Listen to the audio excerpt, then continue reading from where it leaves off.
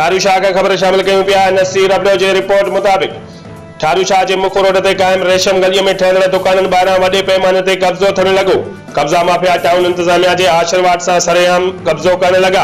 गिटी रेशम गली गिटी सोड़ी थी वई। रहवासियुनि जो एहतजाज, कब्ज़ो हटाइण जो मुतालबो। ठारूशाह में मुख रेशम गली बाज़ार में बाअसर दुकान मालिक सरेआम दुकाननि ॿाहिरां 15 खां 20 फुट जा धिका ऐं ॾाकणियूं ठाहे कब्ज़ो करण में मसरूफ़। दुकाननि जे मालिक टाउन ऑफिसर एनक्रोचमेंट ऑफिसर खे गरी रिश्वत ॾेई सरेआम दीदा दिलेरीअ सां सरकारी गिटीअ में कब्ज़ो करण लॻो। अहिड़े अमल ख़िलाफ़ गुलखान बबुर, राजो खान अबड़ो, मुमताज़ गांगरो ऐं ॿियनि चयो त असां अहिड़ियूं शिकायतूं टाउन ऑफिसर ऐं टाउन कमेटी जे ॿिए अमले खे कयूं आहिनि, पर हुननि जे कन ते का बि जूअ नथी सुरे। हुननि डीसी नौशरो फिरोज़, एसी बिरिया ऐं ॿियनि वसवारनि खां मुतालबो कंदे चयो त फौरी तौर बाअसर बिल्डर जो मुख घिटीअ मां कब्ज़ो ख़तमु करायो वञे, न त ॿी सूरत में सख़्तो एहतजाज कयो वेंदो।